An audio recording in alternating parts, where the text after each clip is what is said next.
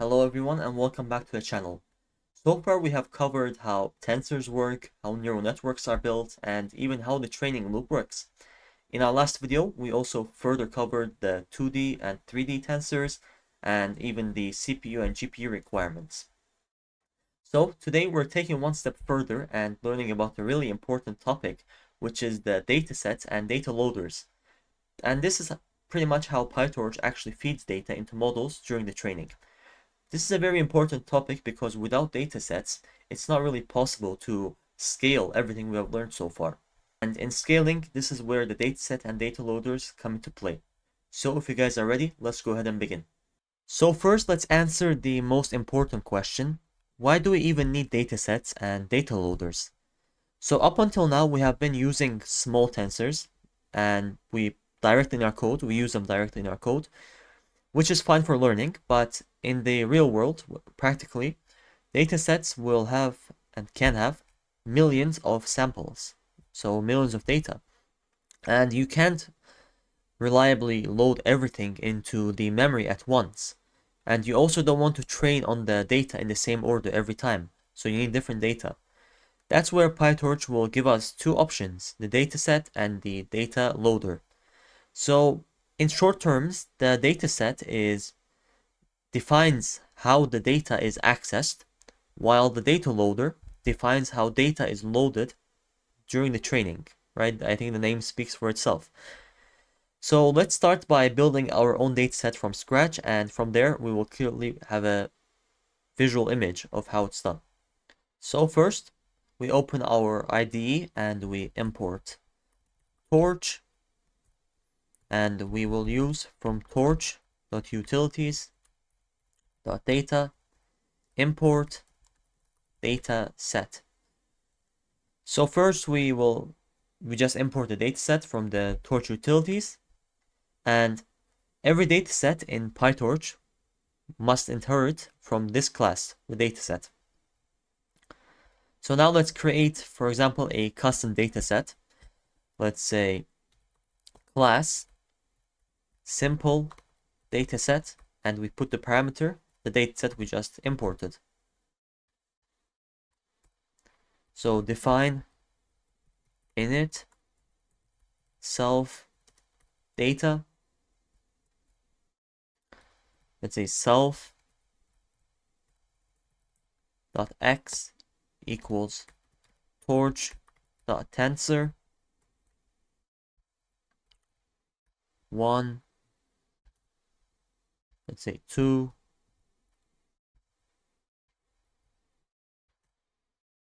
3,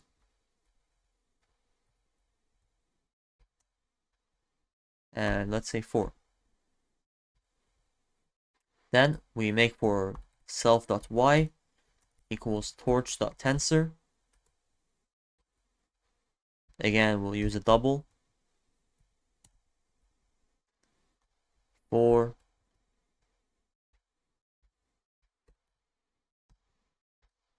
6,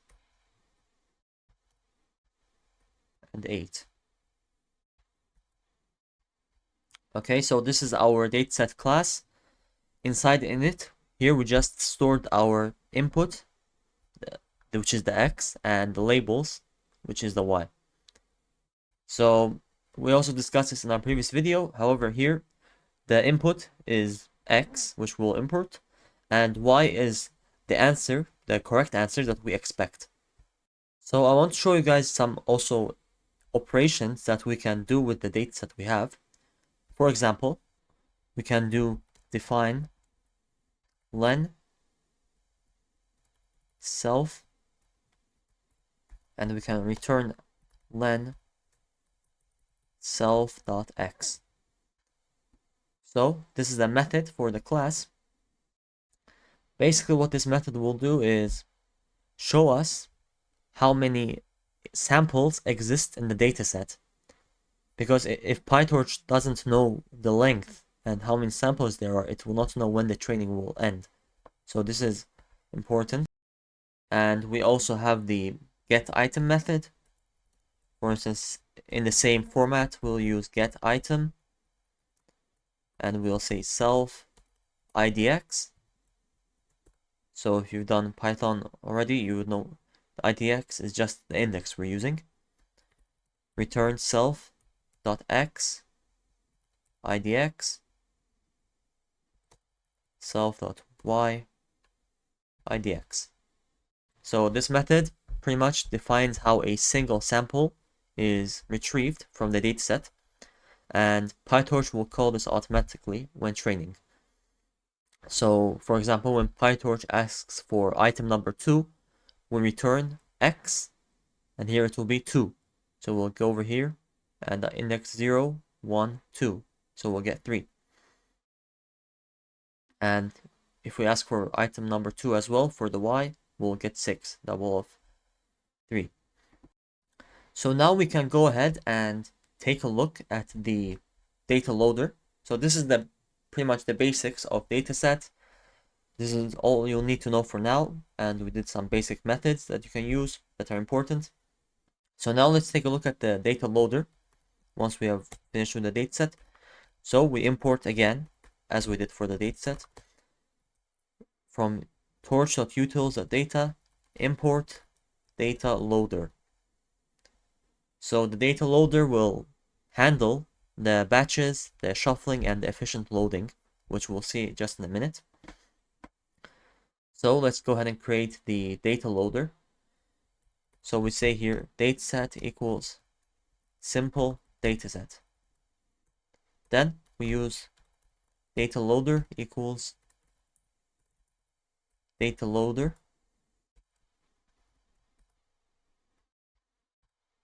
And we say dataset. Then we can set a batch size equals 2 and shuffle equals true. So basically what's happening here is dataset is the custom dataset we're building, we just built, and batch size equals 2 basically means that the model will see 2 samples each time. So this can change according to you, and for simplicity we'll just use 2, so meaning the model will see 2 batches or 1 batch of 2 samples at each time.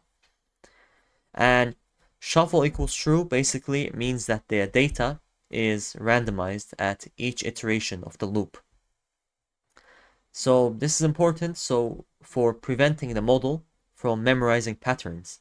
So we don't want the model to really memorize the patterns, otherwise it's just gonna memorize and give us the same output each time. That's why we need to shuffle it to see that the model and the training actually works instead of just memorizing. So before we continue, just for clarification, the define methods over here for len and get item, practically they have to be inside the class, right? Since they are the methods of this specific class. So I separated them for the simplicity and just show them as examples. However, practically, when you're defining the methods, it should be inside the dataset class over here. Okay. So we can run it all, and now we can continue. So now we can actually see the batches in action. So let's go ahead and make a loop here for batch X, batch Y in data loader, print batch X and batch Y. So when we print it, instead of single values, you guys can see here we get batches of data. So this is why the shapes will change, because we get the batches of data, and this also shows how the batching is really important and actually works here when feeding the model data. So if you guys remember, in part 2 of our series, we trained the neural network that we built. We trained the neural network model, and now we're gonna run the same training loop, but this time using the dataset and data loaders. So we can go down here and just import some additional that we need. For example, we will need to import torch.nn as nn, and we also need to import the optimizer torch.optim as optim. Okay. And we also use the previous ones as well, import torch and the utilities of dataset and DataLoader. So we go and we make the model. We just make a simple model definition, which is model equals nn dot linear 1 1. One input and one output. Then we add the loss and optimizer. So let's say criterion equals nn.msc loss. Then optimizer equals optim.sgd model.parameters. And we can set the learning rate to 0.01. So the loss will measure how wrong the predictions are, and the optimizer will update the weights according to the loss function. Now we add I'm going to take the training loop we used in part 2 and just with the additions. So here we add the dataset equals simple dataset. We have defined this earlier, but just for the showing how the model will work with the new datasets and new data loaders. So dataset and data loader equals data loader. You put dataset, batch size equals 2, and shuffle equals true, just as we did earlier. So then we make the loop for epoch in range, let's say 50 times. We run the loop 50 times. For X batch, Y batch in data loader, optimizer.zero grad, predictions equals model X batch, okay, loss equals criterion predictions Y batch. Then finally we use loss dot backward and optimizer dot step. And finally we can just print, let's say for in the loop, we keep it in the loop so we can see the progress. Let's say print, let's call it epoch, and the loss will be loss.item, and let's show it to the last 4 digits, decimals.